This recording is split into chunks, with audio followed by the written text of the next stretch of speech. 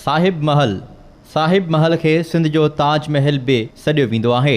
ही महल टंडे बागे खां 14 किलोमीटर उत्तर तरफ़ आहे।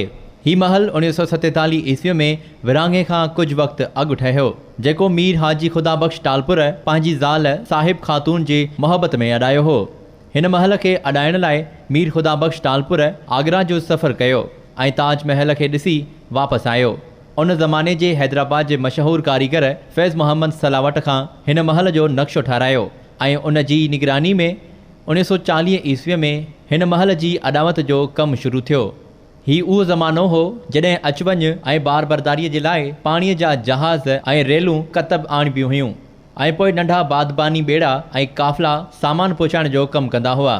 बाद में स्टीम शिप्स हलण लॻियूं त सामान खे हिकु हंधां ॿिए हंधि पहुचाइण अञा बि सवलो थी पियो। ॾखिण सिंध लाइ हैदराबाद खां गोनी फुलेली जो हिकिड़ो वहकिरो निकिरंदो हुयो। हिन वहकिरे ते होसड़ी, कथड़, टंडो मोहम्मद ख़ान, मातली, तलहार ऐं टंडो बागो जा मशहूर घाट हूंदा हुआ। टंडो बागो जे मशहूर घाट खे जमाली फरडो जे नाले सां सॾियो वेंदो हुयो।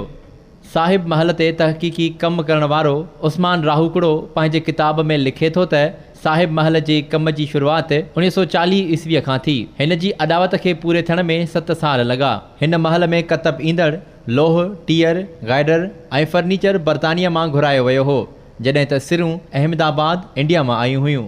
काठ जो सामान बर्मा ऐं सीमेंट कराची मां घुरायो वियो हो। ही महल जॾहिं ठही तयारु थियो त उनखे रोशन करण लाइ जनरेटर कतब आंदो वेंदो हुयो। उहो सॼो सामान ॿिनि तरीक़नि सां हिते पहुतो। पहिरियों रेलवे जे ज़रिए सां बदीन जे वेझो तलहार रेलवे स्टेशन ताईं ईंदो हो ऐं उतां ढगे गाॾियुनि जे ज़रिए उन सामान खे हिते आंदो वेंदो हो। सामान आणण जो ॿियो अहम वसीलो गोनी फुलेली जो वहकिरो हो, जंहिं में बाफ़ वारा आग बोट हलंदा हुआ ऐं सामान उन ज़रिए हुतां जे मशहूर घाट जमाली फरडो ते पहुचंदो हो ऐं उतां ॾांद गाॾियुनि ते रखी आंदो वेंदो हो। हिन महल जा 6 गुंबज़, 7 कमरा ऐं 4 विरांडा आहिनि। मीर साहब हिन महल में हिकु आलीशान स्विमिंग पूल पिणु ठारायो हो, जंहिं में अचण लाइ 3 रस्ता हुआ। हिकु पहिरीं मंज़िल खां, ॿियो रस्तो ज़ेर ज़मीन तहखाने मां, जॾहिं त टियों रस्तो महल जे अङण खां अचे थो। महल जे मुलाज़िमनि जी रिहाइशगाह पिणु इन ई महल जे कुंड में बणाई वई आहे। चवनि था त उन ज़माने में हिन महल जी अॾावत ते 40 लखनि खां वधीक ख़र्चु आयो हो। ही महल न रुगो उन ज़माने में पर हाणे बि ॾाढो सुहिणो ऐं वणंदड़ आहे। साहिब खातून खुदाबख्श टालपुर जी 4थीं ज़ाल हुई।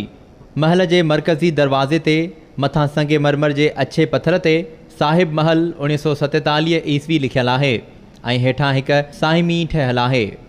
मीर साहब न रुगो हिकु सरबराह हुयो, पर पाण इलाइक़े जे माण्हुनि जा फ़ैसिला बि पंहिंजे अङण ते कंदो हो।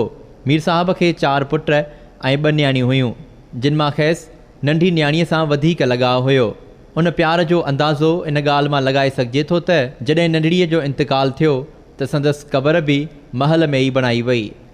1947 ईस्वीअ में ही महल ठही रास थियो ऐं उन साल ई विरहाङो थियो हो ऐं उनखां पोइ मीर साहब 8 साल जीअरो रहियो ऐं 1955 ईस्वीअ में लाॾाणो करे वियो।